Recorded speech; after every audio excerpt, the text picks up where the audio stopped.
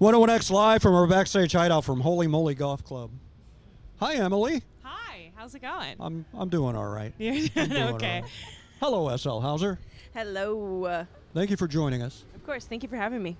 We were poring over your website and stuff like DJs do to Okay. to prep. Interview. Yeah. Yes. And we saw that you're a recovering workaholic. Recovering workaholic. Relapse is a part of recovery. Because you had So- 2 shows yesterday, including one in the heat of the day. Yes, 2 shows, and I think I did like 9 interviews yesterday too, probably altogether. Yeah. But then after this weekend, I've got a little bit of a break coming up. So Saw that on the website. yeah. And today, I mean, you are back on the festival grounds. You don't have a gig today, No. except for these things. Yeah. It's a lot less sweaty. Yes. Yeah. Good. And you get to Good. go out and enjoy yourself too. Yeah. I'm excited to actually, meander a little bit. I might pop out and try to jump in some water. But I'd like to jump in some water. Yeah, jump in like Barton Springs. Maybe. Oh, amazing. But I want to see Wet Leg today. You'll be wet for that because of the there you go. water. Yeah. So you got to be prepared. Get in costume. Exactly. So I'm a method actor in addition to being a musician. yeah. Take it very seriously. But I'm also going to be back, speaking of workaholism, I'll be back next weekend. I'm playing keys for Eric Slick. So I'll be able to kind of see more of the festival, I feel like, next weekend when I am not doing as much Right. Yeah. talking. You're Yeah. just hanging back there playing. Yeah. Right. Absolutely. Yeah. We had met yesterday Uh-huh. because I had mentioned that when I was walking in the festival, you were the first person that I saw. Yeah. Which is really great. Yeah. You have a lot of people, nobody should knock that stage because that is where people come in and that Right. is where people get drawn in. Yeah. But I was specifically drawn in by your glasses. Oh, and then cool. sitting here, like I saw your glasses from far away on stage and I was like, I don't think I've seen an artist wear glasses like That's that. awesome. Like this is really cool. And then just now before we started rolling, we were talking about your bangles and we were talking about the 60s. Is that kind of the style that you're starting to Sort to of. move I mean, into? I kind of like come up with characters. Okay. I don't really call them alter egos because I still feel like I'm myself. But for this weekend, I was really going down the rabbit hole of like Lady Miss Keir from Delight and just the 90s does 60s. I Yeah. feel like is like, for one, kind of like a look that I grew up with. And then also just like an aesthetic that I really liked that I think is funky. And I think for me, like being the hardest part about being a front person is like finding like the cool glasses or like doing like the thing that's going to make Sure. maybe somebody walking by pay attention for a second and then Yeah. listen to my music. So I was like, well, that's kind of a funky look for a festival, but also like not so far removed from how I normally dress that it will seem like I'm in cosplay. Yeah, no, and it did the job. Like I Good. said, I stopped there and I Yeah. listened. I mean, I had to come work, but I was like, I'm just gonna They stop are- and listen to a few songs for a These second. guys 'cause are this is from great. they're from Blue Velvet Vintage on North Loop, Oh, that's great. right by Epoch Coffee and Yeah. Breakaway Records. And you're a major local at this point. Like you've been playing Yeah. with bands, like you're not from here, but Right. You have the Austin culture now Yes. kind of more ingrained in you as an artist. Mhm. And I saw that you had mentioned that, you had opportunities in different cities, but you've been choosing Austin. Uh-huh. What makes Austin unique for you as an artist to want to stay? Because there's a lot of people that are saying that they want to move and that the Right. art isn't here anymore. I mean, I think, I'd probably have a different view if I was still in my 20s or something. Now I feel like I have some actual roots here and I'm invested in the community in Austin. And, but to me, the thing that drew me to Austin was that it didn't feel like a music industry city to me. That felt like there was still very much like an organic, like grassroots music scene here.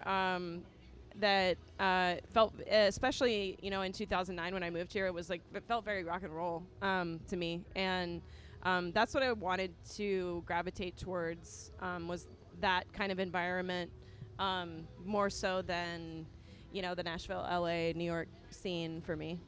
Mm-hmm. Yeah. Lynn, you're very And- familiar with that scene too. That's because you came to Austin around that time too, right?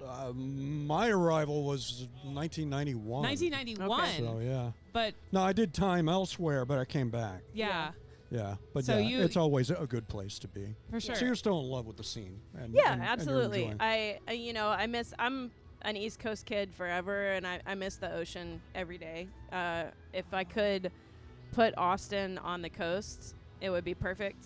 I But say that all the time. 'Cause Yeah. I'm from Galveston. It's not the Oh yeah, yeah. prettiest beach. No, but I it's do- still like yeah. when you grow up with the ocean, it's like you just have a special relationship with it. And There's a vibe for sure. Yeah, and I think every time I go home to Florida, I notice I'm like, oh, okay, this is my blood pressure at a normal level. Yeah. Like the ocean just calms me down in a specific way. But I still love Austin. You know, I swim in Barton Springs all the time, and you know I take advantage of the water that is available here. So. And the music that you've been writing, and I know you just released a new single, but I know your music is changing. I'm assuming an album Yes. soon. Yeah.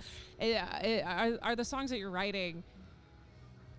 Are you envisioning yourself more in Austin, like more of writing like from an Austin perspective, or writing from like an East Coast perspective still, or is it like a little of both? You know, it's funny because I did end up writing kind of about my relationship with water quite a bit in this next album, because I think that it's sort of just ever present in my life, even if when I don't live on the coast. I'm a swimmer. It's like my exercise of choice. So like I'm in the water pretty much all the time.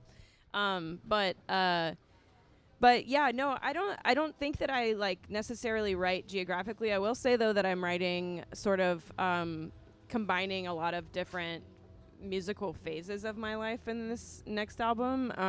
I had a really extensive classical background, was like classical pianist all up through college basically, and I think I was always really hesitant to like let that sort of permeate my songwriting. I didn't really want to be like a Tori Amos or like somebody that was like very piano heavy, and I wrote on guitar quite a bit over the last decade, but now I'm kind of like coming back to piano in a different way and writing a lot of stuff more as like piano compositions and then like building around that.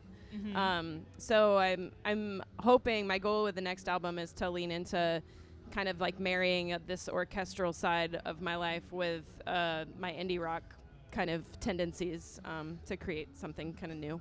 Yeah, that's gonna be great, and it's gonna sound very clean, especially coming from a professional background. Yeah. You know, going to school at Berkeley and For the last year, I got hired to do a lot of string arrangements for people around town, and I got really into writing for kind of string quartets and all that kind of stuff, and then figured out that I like really loved doing that. So like I like that element, marrying that stuff. I mean, Radiohead's like one of my favorite bands. Johnny Greenwood is an amazing film scorer and has a classical background, but like also is a very creative guitar player. And so like I like that kind of marriage of those two worlds. Foot in the rock world, but something more expansive. Yes, that. exactly. Yeah. Cinematic. Yeah. So after next weekend with Eric, there is a gap in the calendar. I assume that Yes. is to dedicate to making a record. Yes, I'm got a couple of cool things coming up. I'm gonna go out to I'm gonna do a songwriting week out at Sonic Ranch in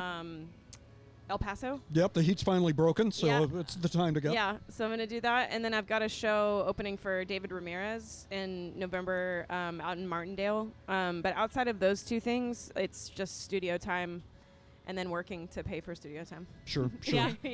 What's the timetable, do you think, to follow up Hibiscus? I'm giving myself like the last quarter of the year to like really do tracking and mixing, and then